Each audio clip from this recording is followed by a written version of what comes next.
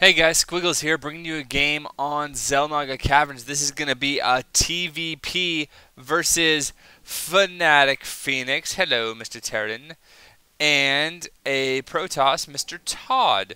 Now, I know ToD is a really good Protoss, and I've actually been really impressed with his play. fnaticFenix, also from the team Fnatic, is quite a baller himself. So I expect quite a good match between these two players as this game starts to wind up, I guess. Yeah, wind up. That sounds good. I will say really quickly that Subscriber Saturday is coming up, and if you have not yet submitted your replays for this week of all your cool, wacky, weird, and outlandish games, or just games that you want to brag about, like I said last time, go ahead and submit those to SquigglesStarcraft at gmail.com, and I will look at the best couple, and then I will cast some. And if you guys don't send replays in, then you'll force me to do something else, which I'll do. I have a couple of ideas, but I I don't want to tell you guys because then I don't know. It's a secret, but I'll keep it in my back pocket for when things get kind of slow.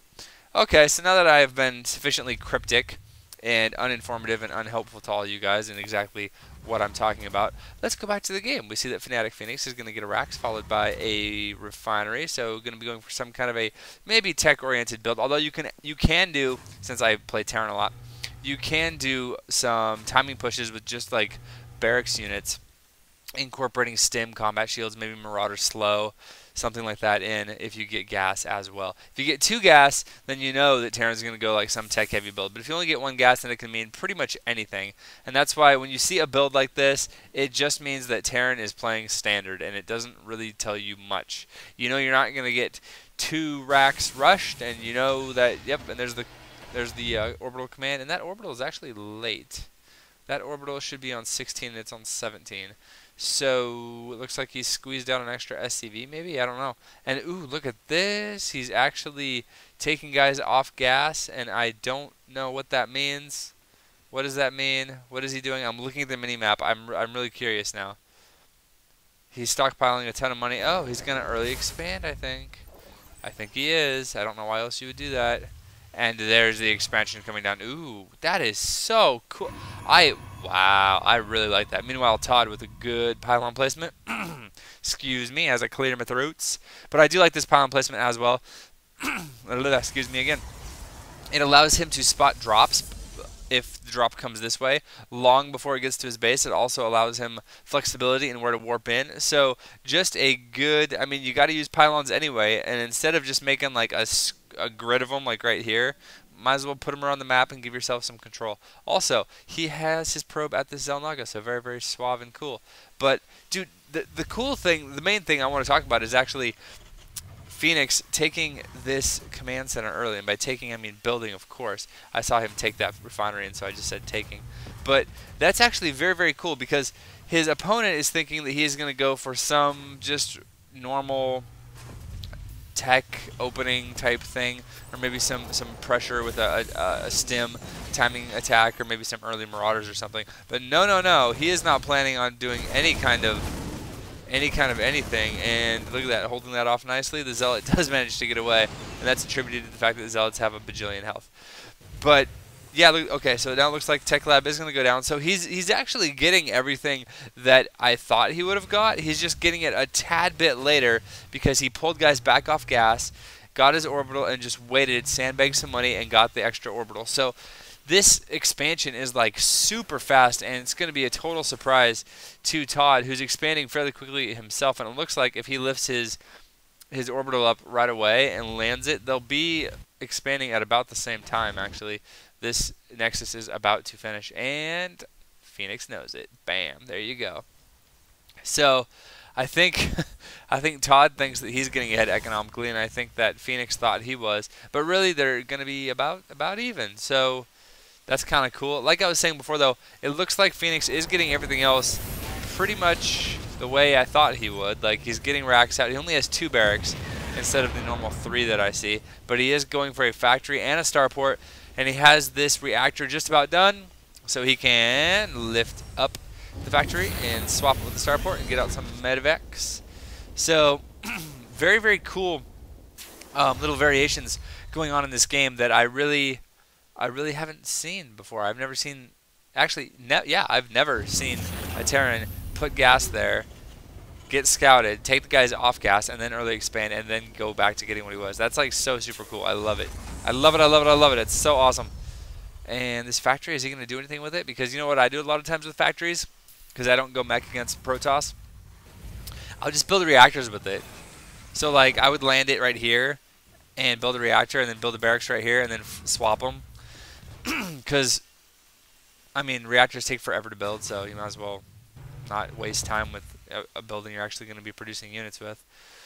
Okay, looks like we have some stalkers going down for Mr. ToD. He's also getting an immortal and adding on, it looks like another gateway, so he has a 3-gate and a robo. For the time being, he does have an expansion up, getting his 3rd and 4th gas at the same time. And it looks like Phoenix is going to go ahead and get his 3rd gas. Terrans tend to not need quite as much gas as their Protoss counterparts, so he's going to be getting 3 instead of 4 gas. He does need gas for upgrades and for add-ons and for medevacs and a teeny tiny bit for Marauders. So looks like he's going to be going for the very standard bio build ball. Looks like he might be trying to... Wait, is that... Oh, he got slow queued up, actually.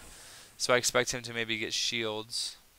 I don't know, actually, if he's going to get shields or not. But I think at some point, shields would be a good bet. Oh, and look at that. He built a reactor, and now he's going to... Almost like I said that.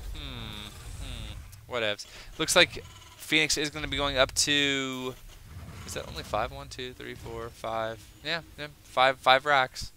But going to be putting on some pressure, and oh, this is so nice because, you know, everybody always parks their units out here because that's where you attack, right? I mean, if you're a Terran, you build bunkers, do whatever. So by getting these early medevacs out, you just threaten drops everywhere. Yeah, excuse me. So, but look at this pylon placement. Such good pylon placement will alert him in advance of literally everything the Terran does. So ToD, just using his early game to just kind of give him some good map awareness, and you can see now that he is aware of the drop. He also has his observer right there, so he'll be able to see if the drop does indeed come. And it looks like Colossus right now getting his extended thermal lance as well. For the Terran, we do have a +1 infantry weapons as well as combat shields going down at the moment. And it looks like Terran has controlled their opponent's Naga Watchtower. So good job on fnaticFenix doing that. Always a good idea to have that map control and threaten the attack and keep your opponent kind of back on his heels. One thing that I like that I see some players do, and I don't think he's done it quite yet, but just kill these rocks sometime. Like, you're going to be doing a lot of movement with your units anyway. Stemming, moving up. Oh, snap. And look at this. He's going to be running in. And, oh, there's a Colossus. Run away. Run. Why would you tank all that? Oh, ow. Oh, goodness. Oh, never mind. Ha.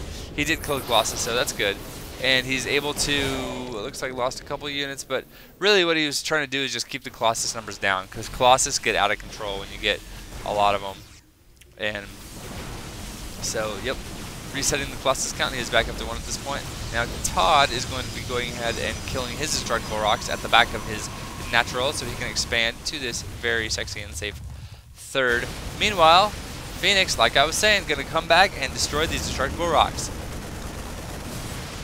And he's lifting off 4 Marauders and is going to do something with them. We will have to keep an eye on that. Meanwhile, we can see that ToD is going to be expanding to his 3rd, so good timing on that. It's about 12.5 minutes in. Game time, not actual time. And it looks like ToD's going to be doing a little, or Phoenix rather, is going to be, looks like maybe a little poke at the front as well as a drop at the back. And these Marauders are good at sniping buildings, and if he stems and is able to kill the Robo, that would be amazingly good. That's actually sickly good. So we're going to have to see exactly what happens here, as it looks like this drop is not really going to be seen. And, oh, the Marauders are out, and they are stemmed, and he stemmed each one of them individually. And 1 pylon goes down, and the 2nd one is not going to go down because he didn't want to lose anything. But really, he lost 0 units and just a little bit of energy, really, and a couple of hit points off of his medevac. And he was able to kill a pylon and severely damage another one. So that's just good, little damage you can do for free. So you might as well. And look, oh, look at this, losing the terrain. This is so good. Manages to snipe a stalker and get a pylon and maybe force the cancel on this pylon. I think that pylon is going to get canceled. Yep, and there it goes. So look at all the damage he's able to do. Has not lost a single unit yet. Lost a little bit of energy, but that's really about it. And now he's just poking away. Good job. It looks like Phoenix is now going to be expanding to his third, but he's taking the gold. Ooh, look at this. Terran taking the gold, Protoss taking the I would say a little bit more safe expansion. It's a little bit farther away from the center of the map, but still, it's kind of it's a weird expansion because I mean he did kill the destructible rock, so he can reinforce fairly easily. But here's the thing. Terran can attack from back here. There's this cliff right here.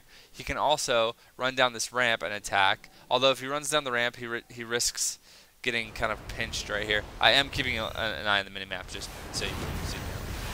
Okay, it looks like a few. I was gonna say it looks like a few Vikings are back here, and they have a decent arc. They're trying to burn down these Colossus. Looks like the second Colossus will go down. And the third Colossus there's lots of pressure being done to the third Colossus. And oh goodness, this is, ToD.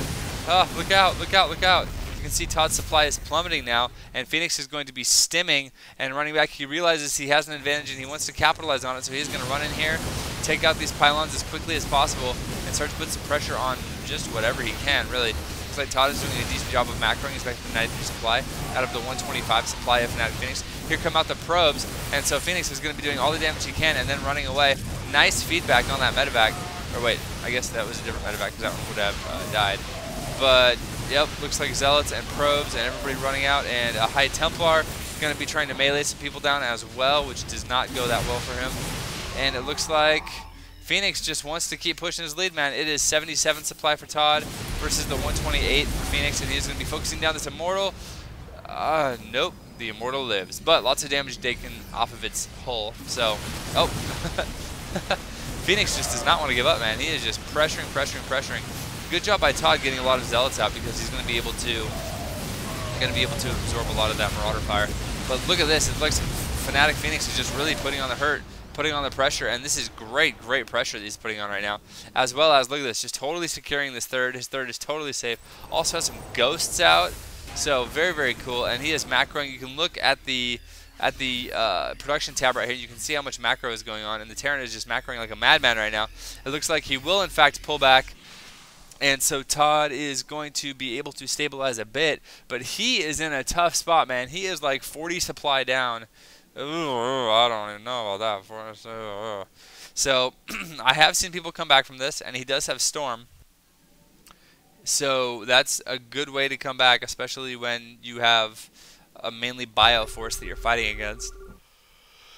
Looks like a couple of Vikings are going to be flying around here to, I don't even know what, probably land on the high ground. Yep, going to be landing and going to be putting on some pressure, and these Stalkers are going to be here to totally deny those Vikings. As the Vikings, holy crap, man, going to take out one of the Stalkers.